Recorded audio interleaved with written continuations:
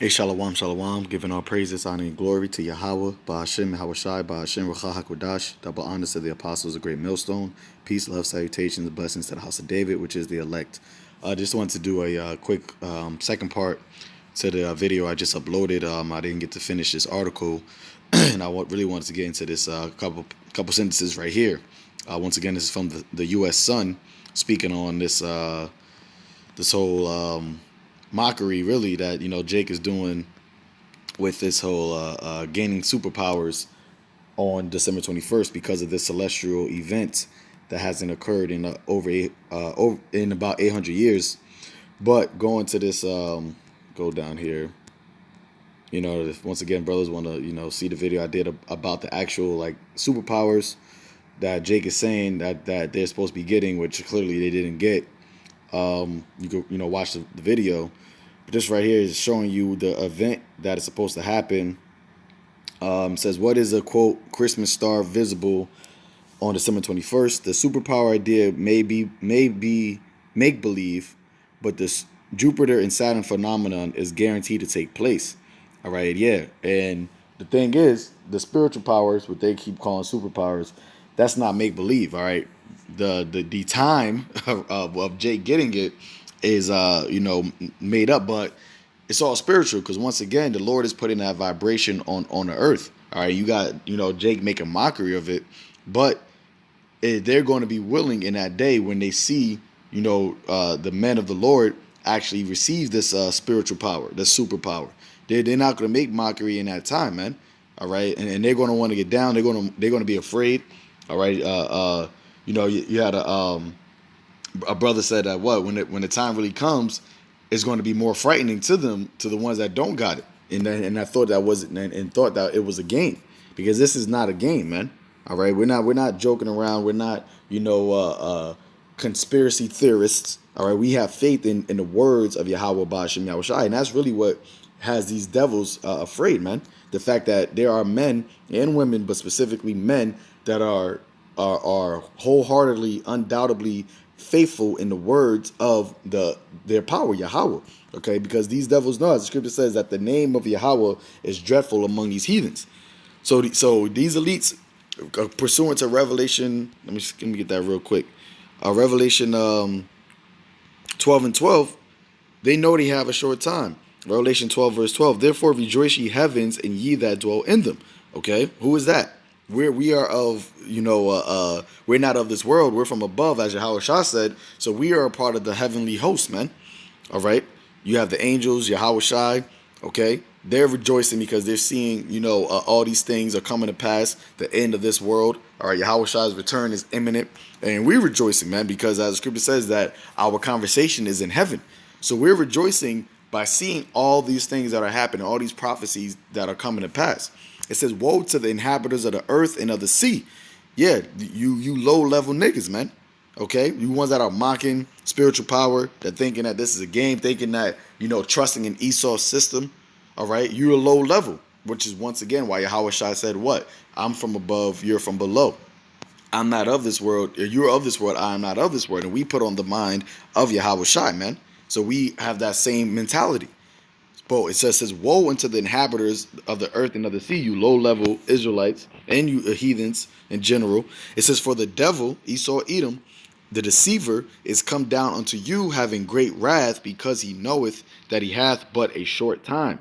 All right, Esau's time is running out. He has a short time. He has a few moments left, man. As it is written in the book of Job, that says that the Lord gave him a bound that he cannot pass.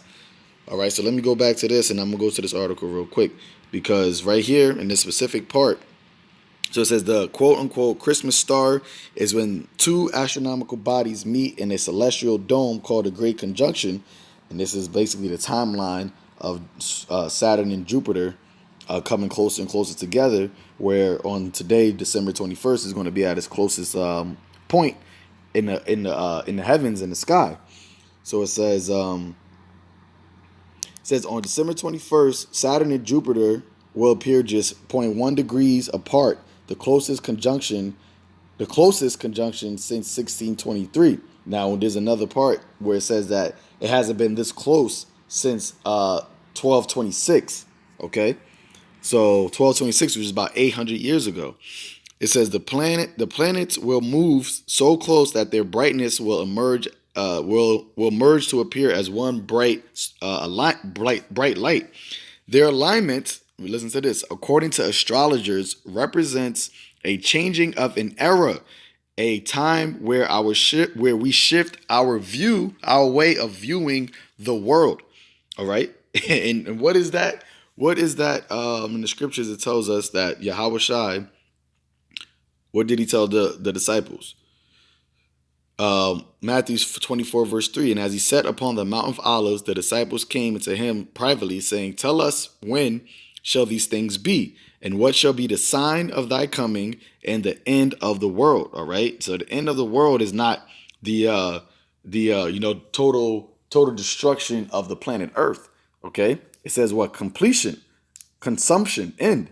All right. So the completion of this current system, this current world. All right, because when you go into this word world in the Greek, it's eon, because you have three different types of world: eon, oikoumene, and cosmos. The word world here, eon, just means a period of time. Okay, a age. So we're coming to the completion of this age. All right, and the completion of this age is going to be accompanied by the return of YAHAWASHI, the sign of thy coming. So that's why these astrologers, which you have these left-handed, astrologers that Esau consorts with, to give them type of some information, all right, on the times that we're in, all right, and what they should do. All right, they're left-handed priests, they're musicians, they're astrologers, all right. And when the scriptures tells us that in the book of Isaiah 47, let's go. Where is it at? Yeah, Isaiah 47, verse 12, it says, Stand now with thine enchantments and with the multitude of thy sorcerers. All right, they're witches, they're warlocks. Okay, it says, Wherein thou hast labored from thy youth, because that's how Esau, he's always been, into, left-handed witchcraft, man. Okay, you got the Bohemian Grove, you got the Freemasons, all right. Esau, you had the so-called founding fathers of Babylon the Great, aka America, were Freemasons, man. You see? It says, wherein thou hast labored from thy youth. So from the beginning of Esau's, dominance, he's always been about, enchantments and sorcery. It says, if so be thou, that's why they do their blood rituals, their blood sacrifices, okay? That their skull and bones, all these things Esau, he labors in these things, and he works on the left-hand side with these things, man, his satanic rituals. It says, if so be that thou shalt be able to profit, if so be thou mayest prevail. And that's what this devil is doing. He's trusting, he's continuing to push all these things on the left-hand side through his witchcraft and his sorcery, because he thinks that that's his way of being able to profit. That's his way of being able to prevail and to stay in rulership and to ultimately bring in his ability to be a God on earth, be like the Most High, as it is written in Isaiah the 14th chapter, right? It says, thou art wearied in the multitude of thy counsels. Because you got all these, like I said before, the left-handed priests telling them this, telling them that, consorting with demons, consorting with Satan, and they're wearying themselves, man, because whatever they do, they cannot stop the prophecy of the elect waking up and calling upon YAHAWASHI. You go to this word wearied, it says what? Wearied, impatient, grieved, and offended. Yeah, and I remember I did a video a couple months back that I had a dream that I was at Jacob Rothschild's house, and I heard, and I went into his house, and it was like kind of like in a chamber basement, and I seen like black magic, on the walls, different type of symbols and signs on the walls and everything like that. And I went to another part of the basement, and I heard him talking to Satan, man, and Satan told him that you gotta, like, he basically was like, you have to hurry up. You gotta hurry up and do this. You don't got much time left, And Jacob Rothschild was all frantic and nervous, and he didn't really know. Basically, he was wearied in his counsels, man, because he was counseling with Satan, but Satan was telling him you got to hurry up because you don't have much time left. The Israelites, the elect of Israel, is waking up. All right, so if you want to push forth the agenda, if you want to maintain your dominance on the earth, you got to move with these plans that I gave you. Okay, so he says what? Going back, it says, "Thou art weary, impatient, grieved, and offended in the multitude of thy counsels. Let now the astrologers, the stargazers, the monthly prognosticators stand up and save thee from these things that shall come upon thee."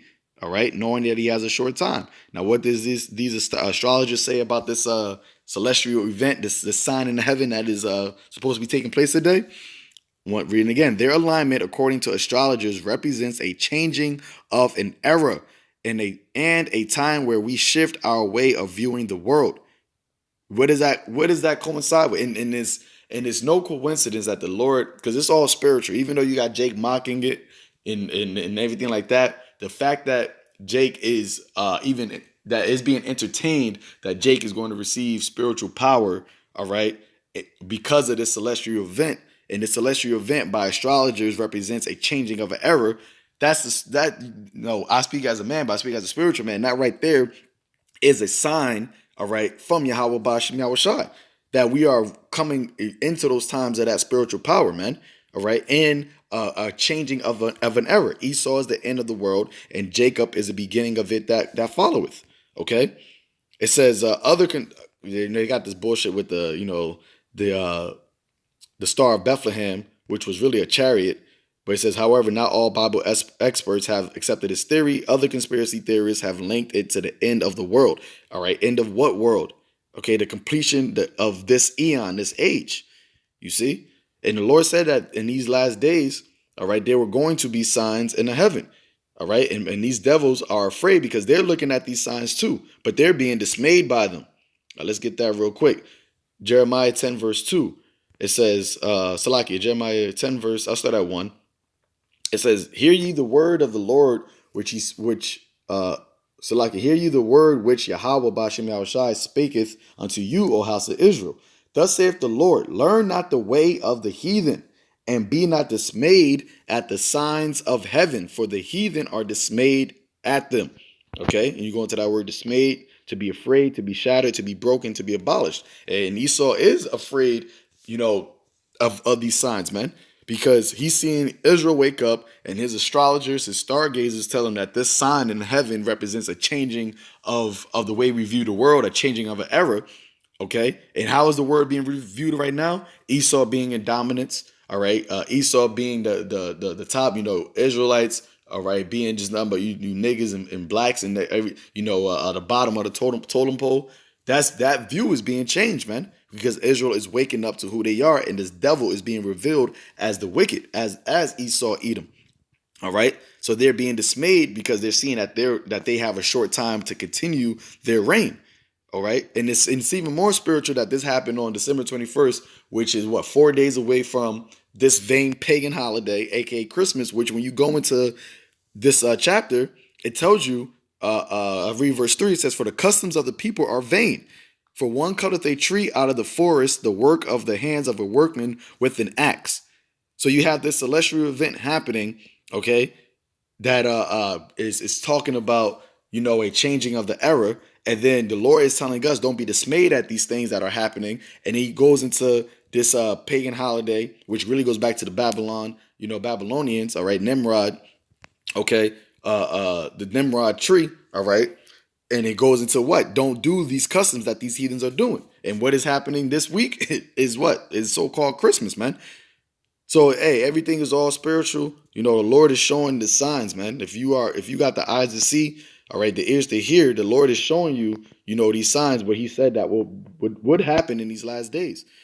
All right, this is the book of Luke, chapter 21, verse 11. It says, "And great earthquakes shall be in diverse places, and famines," which we've been speaking about famines happening, "and pestilences." You just got them coming out with a new strain of this COVID-19, all right, which they're probably going to dub COVID-21, which is probably going to be even more deadly, which they're even saying it's even deadlier and more powerful than COVID-19.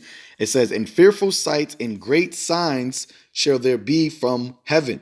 Okay, when you go into this word signs, it says a mark or token. I'm going to go to B. It says a sign, a prodigy, a portent, i.e. an unusual occurrence transcending the common course of nature. All right? And this alignment of what they deem as Jupiter and Jupiter and Saturn, which those ain't even the real names of the planets. Okay, the Lord said He named the stars, man. Jupiter and Saturn are Greek gods, man. So and that's how you also know that we are living in Esau's reign, because he done named celestial bodies that he ain't ever been to, and then it's widely accepted throughout the four corners of the earth, as being these names, man. But when we get our power, and when this changing of ever comes, when the end of Esau age occurs, those names ain't gonna be of these planets ain't gonna be what you know them as now, man. All right. But it says what? An unusual occurrence, let me go back. It says an unusual occurrence transcending the common course of nature, because this is not something common that happens, in the heavens, man. Like I said, it hasn't been this close in over 800 years. So the Lord said that these things were going to happen, were going to take place. There was going to be signs in the heavens, and He's showing you, and He's showing us, man. So hey, brothers, hey, this is a time for us to rejoice. We're not supposed to be dismayed at these things. Esau is dismayed, man. His astrologers, his monthly prognosticators are telling him, things about to get, fucked up for him. He got to hurry up. He got to, implement his new order if he wants to maintain his dominance. But that's really just going to lead to his destruction anyway, man. So Esau's through, man. We got the victory. These signs that we're seeing, all these things that are happening. YAHAWASHI said that these things will take place, but He also said what? When these things come to pass, to do what? Lift up our heads, man. All right. Yes, I'm gonna get that. But I know it's over here. Yep. Luke 21, verse 28. And when these things begin to come to pass, then look up and lift up your heads, for your redemption draweth nigh. So our redemption is drawing nigh, man. So, with that, call Allah, Yahawah, Bashim, Yahawashi, Bashim, Rakakwadash. Till next time, Shalom.